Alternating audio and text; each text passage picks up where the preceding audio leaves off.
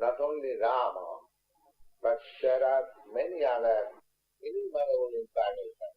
They are compared with the width of a river. As the waves of the river or the waves of the ocean cannot be counted. Similarly, how many incarnations are there of the Supreme Lord? It is not possible to count. But out of that, the principal names are mentioned in the Shastras. Therefore, it is said Ramanavami. Ramanavami means Rama and also other many incarnations. And they are existing, not that one incarnation appeared and it is finished. No, not like that. Just like Lord Ramchandra appeared on this planet, say, millions of years before, he appeared in the Treta Yuga. Treta Yuga means we have passed only 5,000 years of this age, Kali Yuga. Before that, there was Dapur Yuga. Dapur Yuga means 800,000 of years. And before that, there was Treta Yuga, which continued for 1200,000 of years. That means at least 2 million years before Lord Ramchandra appeared on this planet. So, now Lord Ramchandra appeared in Ajodha. There is a place in Ajodha, in northern India. There he appeared. And Krishna appeared in Mathura. That is also northern India. And Mathura is about 90 miles down southward from New Delhi. You have heard the name of New Delhi, the capital of India. So Ajodha is also situated about 500 miles northeast of New Delhi. So Lord Ramchandra appeared on this day. Today is called Rama Navami. On the 9th day of the month, Lord Ramchandra appeared. His father was the king of Ajodha, and he had 3 wives. So, out of, he had 2 wives. Out of 2 wives, he got 4 sons. Ramchandra is the eldest son. The life and activities of Lord Ramchandra in a book which is called Ramayana. You have heard the name of Ramayana. Ramayana is also accepted as history, as Vedic literature. There are histories also. The Puranas, the Srimad Bhagavatam, Mahabharata, and Ramayana, they are counted among the history. The history of Ramchandra is that his father wanted to retire, Dasarath, Maharaj Dasarath, and he decided to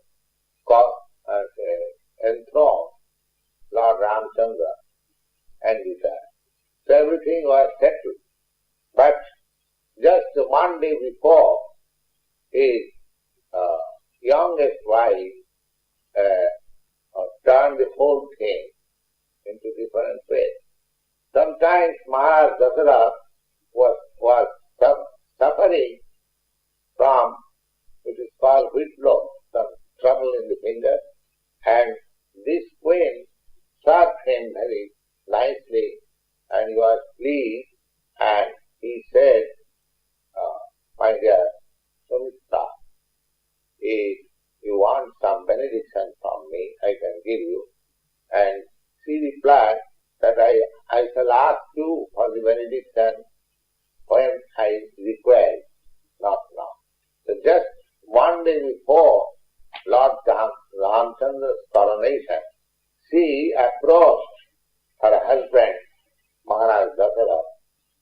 reminded him, my dear husband, you promised to give me some benediction, and I told you that I shall ask you when I require. Maharaj Dasratha said, yes, I remember. You want some benediction just now? She said, yes. And what is that? She said that Ramchandra cannot be seated on the throne. My son should be seated. Bharat. Oh, you are surprised? It's a big demand. So, he said, all right, that will be done. Your son, because formally the king, not only formally, even after that, there are many Kshatriya kings in India. They had more than one wife, and there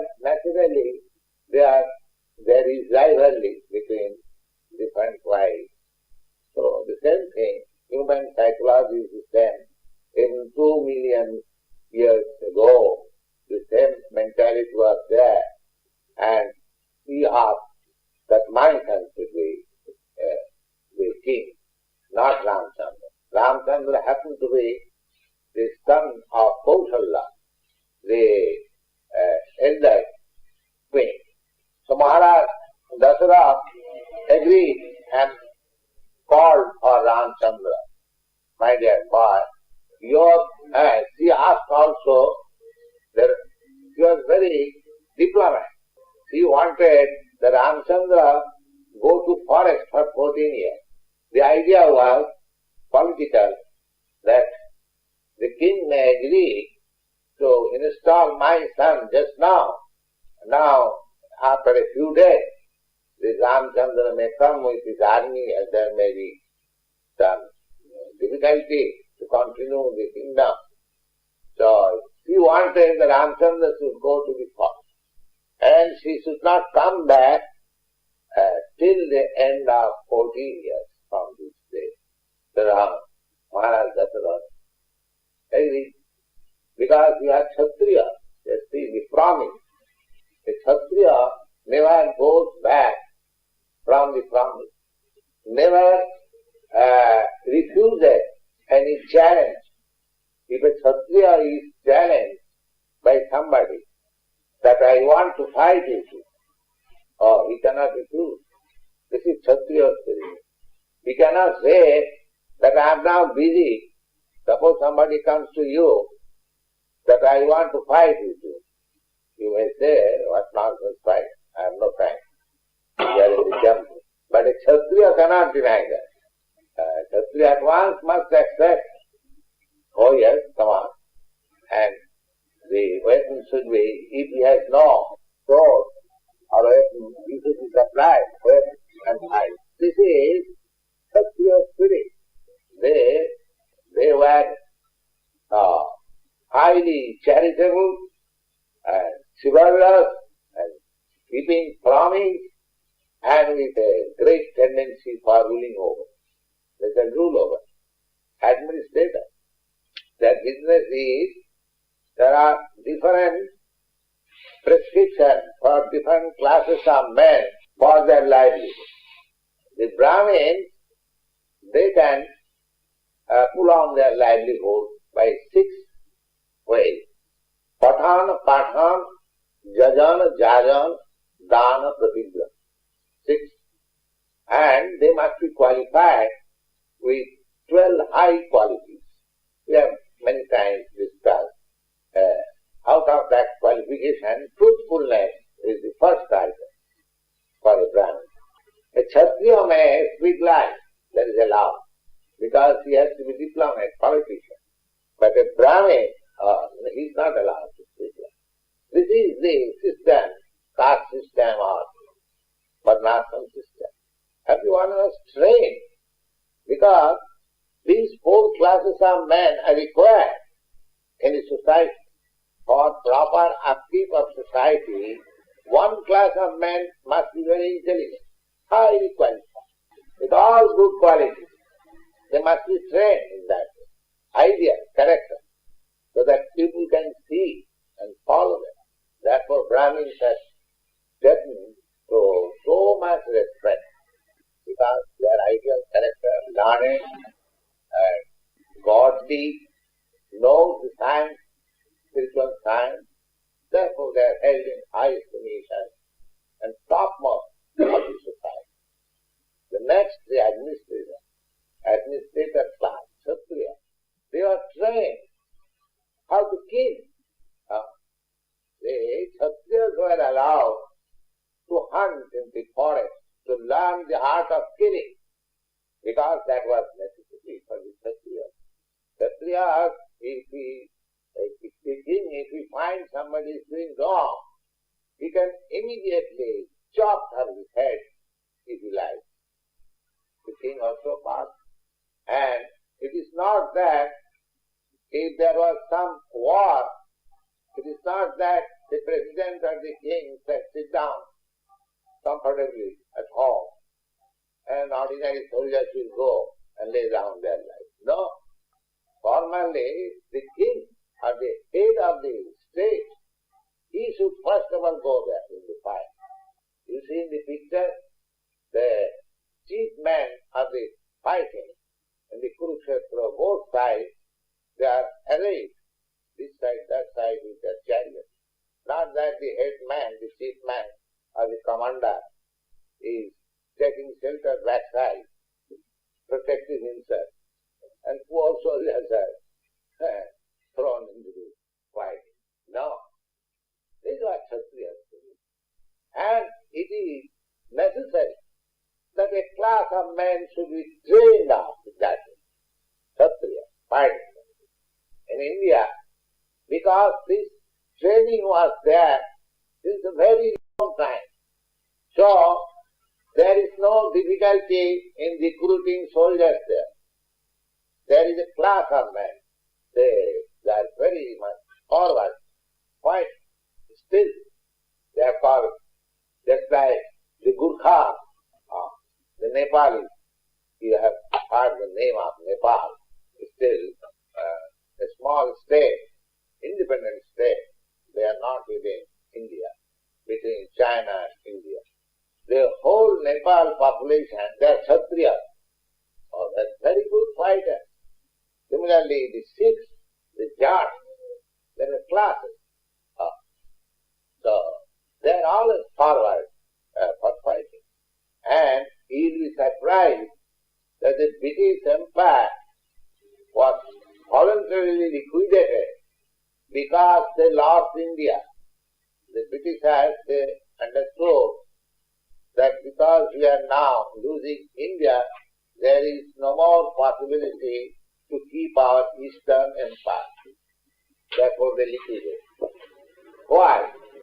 Actually, the whole British Empire were being administered or managed by Indian soldiers, the Sikhs and Gurkhas. They extended their empire. After getting their position in India, they extended British Empire in the Middle East and Far East simply by the Sikhs and Gurkha soldiers. They got supremacy on the Burma and everywhere. So, there is necessity of a class of fighting men. You are finding in your country difficulty in recruiting because the recruiting process is wrong. You are recruiting from persons, you are training persons just like Sudras, and you want them to fight. How they can fight? It is not possible. So, as it is stated in the Bhagavad Gita, that Jatu Pannam Maya System Gunakarma Vibhava. Lord Krishna says that the four classes or orders of the society, Brahman, Kshatriya, Vaishya, Shudra, is planned by me according to work and quality. So, this Kshatriya quality man is also required, the Brahman quality of man is also required, the mercantile community, they are also required. And laborer class, they are also required. Of course, laborer class, they do not require any trade. Laborer class means one who cannot do anything, neither become Brahmin, nor become Kshatriya, nor become a Vaishya. That means the last balance of the population, they are called laborer class, Shudra. Shudra means one who has no training. Shudra has no sanskar. Sanskar means training. Everyone is accepted as Shudra by birth. Janmana jayati Shudra. Janmana means by birth.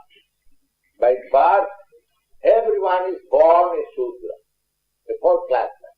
It is to be accepted. And actually so, just like a child, innocent child, what does he know? He has to be trained. Either you train him as a Brahmin, or train him as a Kshatriya, or train him as a Vaishya, or otherwise he is Shudra, already born Shudra. Shudra has no training. Everyone, the basic principle, the basic foreground, everyone is accepted Shudra. Now if you train him as a Brahmin, then he becomes a Brahmin. If you train him as a Kshatriya, then he becomes a Kshatriya. If you train him as a Vaishya. So, I think this system is very scientific. So that if you want a really help of a really intelligent man, or God-realized man, it is ready, the Brahmin class. Just like if you require the help of a lawyer, you have got so many lawyers. If you require the help of a medical man, because there are trained men. Similarly, the society requires to train a certain class of men to become Brahmin. Just like we are training the Krishna consciousness.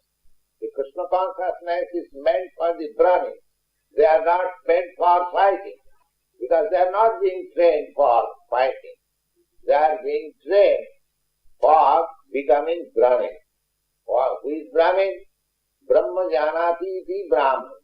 The four divisions are described like this. Janmana jayati Shudra. Everyone is born Shudra. That is actually.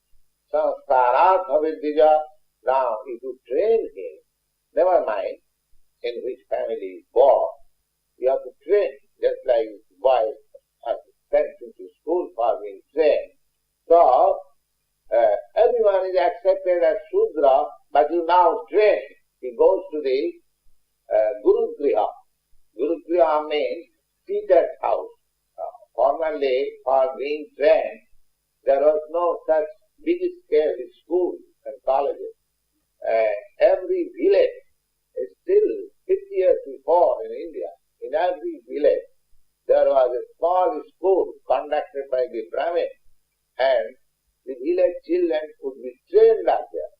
So he was sent for training, and there was no school fee. The boys will go there, and on behalf of the teacher or spiritual master, they will go, brahmachari, door to door, and beg and bring forth alms, rice, dal, grain, and everything. That was the system. There was no school fee. There was no problem how to send a boy to the school. There was sanskara. Now he is trained. The teacher sees the psychology of the boy, in which way he should be trained. Either he should be trained as a Vaishya, or he should be trained as a Kshatriya. So everyone was trained like that. But generally, the son of a Kshatriya, just like Maharaj Ramchandra or Arjuna, from the very beginning, they were trained as Kshatriya. Naturally, if somebody is the son of a medical man, his father trains him to become a medical man in future. That is the natural tendency. If the boy is different altogether, that is another question. But naturally, that is the tendency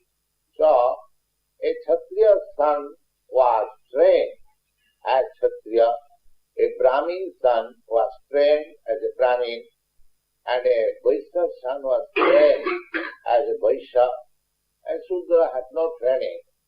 So gradually this became a caste system.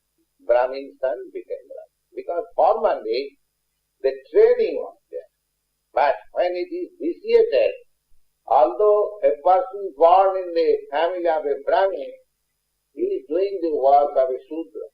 So, according to Vedic scripture, one is classified according to his work and quality, not by birth. That is the classification of Shastra. Just like in the Bhagavad Gita, the Lord says, the Chatut Varnangamaya system, Guna Karma Vibha. Guna means quality, and Karma means work. One must be qualified for the work, and he must actually work. Then he is counted, classified into that category. Just like if you are simply trained or educated as a lawyer, and if you are not practicing in the court, nobody comes to you to consult as a lawyer. Nobody cares for you. You must be practicing also. Similarly, to become a Brahmin means, first of all, he must know what is Brahma, and he must be actually situated in the activities of Brahma. So, devotional service are activities of Brahma. Activities in Krishna consciousness means activities in Brahma. Brahma charati iti Brahma, brahmachari. Charati means acts. Actually, he acts in life, applies the principles of Brahmin in his life. He is called brahmachari. So these were the traits. So just see how the training was, that the Kshatriya cannot refuse his promise.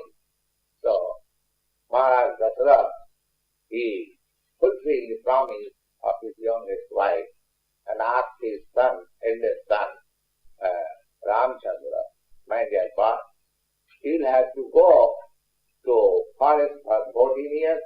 That is the desire of your youngest mother. And I promise that I shall fulfill your promise quest. So, please accept. Ramchandra said, yes, father, I am ready. Let's see. This is the quality out of the 6 opulences of God. This is one quality. Vaisabhyasya samagrasya bijasya jasasya sya jnana vairagayasya sarayati bhava angana. How one becomes God. God is not manufactured by words.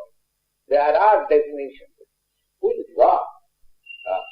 God must be the proprietor of all regions. Vaisabhyasya samagrasya. Samagra means all. Nobody can compete with him. Here in this world, material world, I am a rich man, and there is another rich man who can compete with him. And there is another rich man who can compete with him. But nobody can compete with God in richness. That is one qualification. Nobody can say that I am richer than God. Therefore, in the Bhagavad Gita, it is said, Matta paratara nanna tasdi kinchit dhananjaya. Matta paratara nanna kinchit asti dhananjaya. Dhananjaya is the name of Arjuna. And Krishna says that, my dear Arjuna, there is nobody greater than me. So, if anyone claims that he is God, he must prove by practical example that nobody is richer than him. That is the first. But unfortunately, we are accepting so many gods. If a rascal in the street, he also claims that I am God. So similarly, the other qualification, nobody can be stronger than God. Nobody can be wiser than God. Nobody can be more beautiful than God. And nobody can be more renounced than God. So here, Lord Ramchandra exhibited the quality, how he renounced the whole kingdom. simply on the order of his father, his obedience to father. He could have argued with his father, my dear father, you simply, for keeping your promise and actuated by the dictation of an woman, you are doing this, let us stop it. Everyone is expecting that tomorrow my coronation will be there. And they love me so much, because he is just like Krishna, was so much loved. Similarly, Lord Ramchandra was the life of the people. They were very much expecting that Ramchandra was going to be enthroned tomorrow. How they are celebrating, how they are decorating the whole city. They everything. He never argued. He accepted it. Yes, Father, I am ready. So, then one of the brothers, Lakshman, he also requested Ramchandra, my dear brother, you also take me. I am your constant companion. I must go with you. So he said, that's your way, voluntarily. If you want to come, you can come with me. Then Sita, his wife, young wife, she also said, I'll go with you. Ramchandra requested his wife, so you cannot go with me. It is very difficult. You are a king's daughter and you are brought up in so nice way and you are so beautiful. You cannot go. You cannot take the trouble of living in the forest. So she said, oh, I am your wife, married wife, so I must go, even if you go to hell. This is ideal wife. She could have refused. So, your father has ordered to go to the forest. You can go. I shall go to my father's house or I shall remain here. No. This is ideal wife. She must be prepared to accept any circumstances of the husband. Not that when the husband is rich, the wife is very festive. And when he has come down to be poor, or he is going to forest, the wife gives her his company. No. Wife means better off. She must abide, just like it is said, just like a shadow follows the reality. Similarly, the wife is the shadow of the husband. Wherever the husband goes, she must go. Whatever the husband wants, she must carry out. Of course, in this country, this interpretation is taken differently. That wife is made a slave, but actually it is not so. When Sita was kidnapped in the jungle, Ramchandra expected that she was beautiful, she was young, and he shall be in the open jungle, it may be some demons may come, and actually so happens. So, for Sita, Lord Ramchandra massacred the whole family of Rama, only for Sita. So as the husband, so the wife. The wife was so faithful that she could not remain alone. She must accompany the husband even in the forest. And the husband was so faithful that, my wife has been kidnapped. So he massacred the whole family of the Rama. So these are ideal history, how one. Lord Ramchandra appeared on this world to educate or to place ideal example of the king, how the king should be. Therefore, when there is good government, the example is given, Ramaraj, it is the kingdom of Lord Ram. Because everyone was happy, everyone. There are so many instances in the life of Ramchandra. One Brahmin, not Brahmin exactly, somebody came to Ramchandra because at that time there was no court like this that you have to go to a court and apply with a stamp fee. your judgment will be delivered after 6 years. It is not like that. Anyone who has got some complaint, he should, the king used to sit in open audience, and the citizens were allowed to approach the king and place their complaint. Because there was no complaint, practically. Everyone was happy. Very minor complaint. So, somebody came to Ramchandra and he charged Ramchandra, my dear king, my son has died. How is that? In the presence of his father, son can die. There must be something wrong in your God. Just think. The charge is, why my son has died before my death? This is unnatural. So there was nothing unnatural. The king was responsible even for severe cold, severe heat that we get from history of Srimad Bhagavatam. That is stated. So the kings were so much responsible. They were always thinking of the happiness of the citizens, and the citizens were also so nice. One citizen approached Lord Ramchandra and his next assistant, his brother Lakshman, informed him that he is a Brahmin. You are assistant on your tour for, I think, for a fortnight or a month. And this Brahmin has not eaten a drop of water during your life. Why? Because he comes here to see you, darshan, just like we come here in the temple to see the deity. So Lord Ramchandra was present personally, so he used to come. After seeing Ramchandra offering his obeisances, then he would go home and take something, his breakfast. That was his house.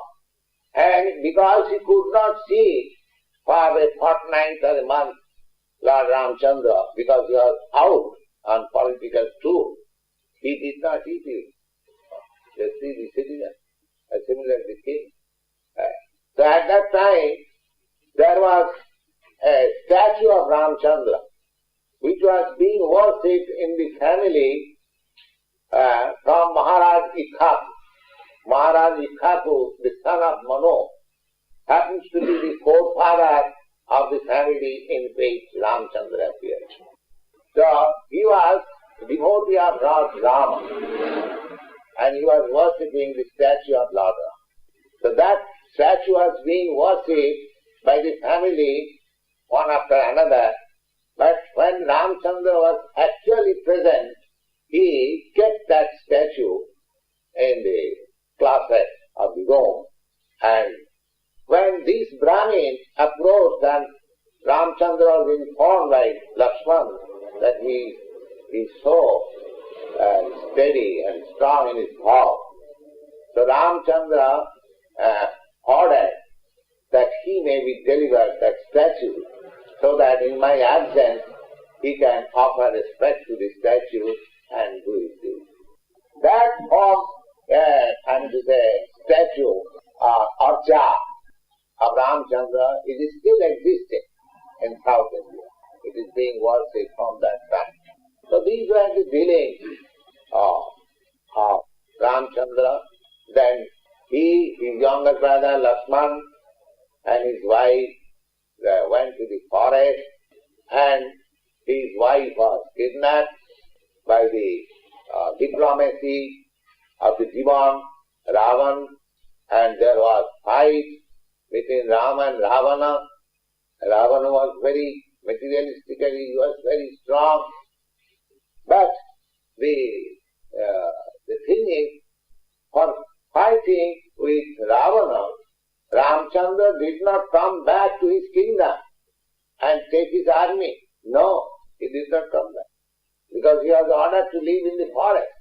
So he organized army with the jungle animals, the monkeys. He fought with Ravana and organized materially with the monkeys. You are seeing the picture. And he constructed a bridge between India's last point to the other side. Ceylon is considered to be the kingdom of Ravana, so there was a bridge, and the stones were floating. So there are so many historical incidences in the life of Ramchandra.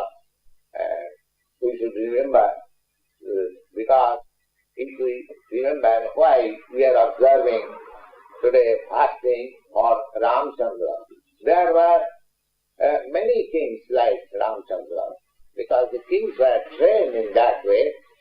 Maharaj Yudhishthira was also as good as Ramchandra, and Maharaj Parikshit was as good. There are many such kings.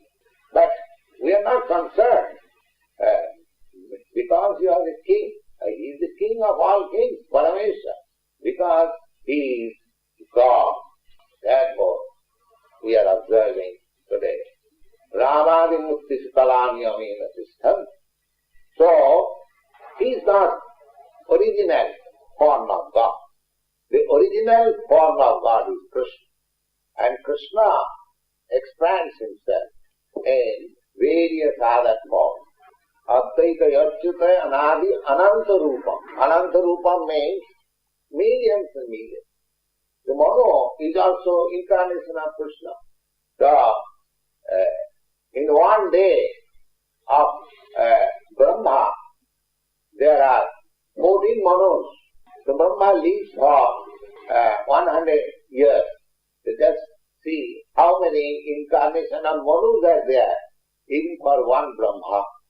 And there are innumerable Brahmas also. So as stated in the Srimad Bhagavatam, that nobody can count how many incarnations are there. But some of the chief incarnations are mentioned, and Lord Ramachandra is one of them. So Lord Ramachandra, he killed Ravana and he installed his brother. His brother was devotee, Vibhishan. So he did not go to conquer Ceylon because he was emperor. He went to punish the culprit Ravana, and he installed his younger brother Vibhishan in that. And he came back with Sita, and again he was installed after 14 years. And his brother was so faithful that so long his eldest brother was away, Ramchandra requested him that your mother wants that you should be king, and I also wish that you, in my absence, you should be king. Bharat, your so faithful brother, he replied, no, you are king. So long you are living, nobody can be king. So I cannot be king. Then he requested at least you must administer, because after the departure of Lord Ramchandra, Maharaj Dasarath died out of the shock, because Ramchandra was very pet son, eldest son. He was going to be king, and by his order he was sent to the forest. The father could not tolerate the shock. He died. So Ramchandra's life, God's activity, pastime.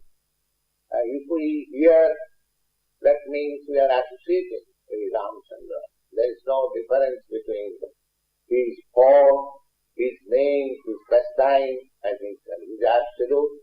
Therefore, either you chant the holy name of Rama, or you see the statue of Rama, or you talk of his pastime, transcendental pastime, everything. That means you are associating with the Supreme Personality of God. So we take advantage of these days when the incarnation of God appears or disappears, and we try to associate with him. By the association, we become purified. Our process is purification. Krishna consciousness means simply we are purifying our consciousness. From the birth, as I have explained, everyone one is Shudra. Shudra means one who laments, that is called Shudra. For a slight loss, a slight inconvenience, one who laments, that is called Shudra. And Brahmins means one who tolerates. The Shudra has no tolerance. So Kalu Shudra Sammava. Kalu means this age is called Kali. So it is the statement of the Shastras that in this age the whole population is Shudra. And formally also by birth everyone was considered Shudra, but there was training, sanskar. At the present moment there is no sanskar, there is no training. The training is only for earning livelihood, no other training. How one can earn money and enjoy senses, that is the training at the present moment. But actually, to make successful the human life or the mission of human life, the Vedic culture is very nice, and by spreading Krishna consciousness, by adopting the process of Krishna consciousness, you can revive that cultural life, sublime life. If not wholesale, if there are a few people trained up in this line and they become ideal examples to the society, immense benefit can be derived from their examples of life.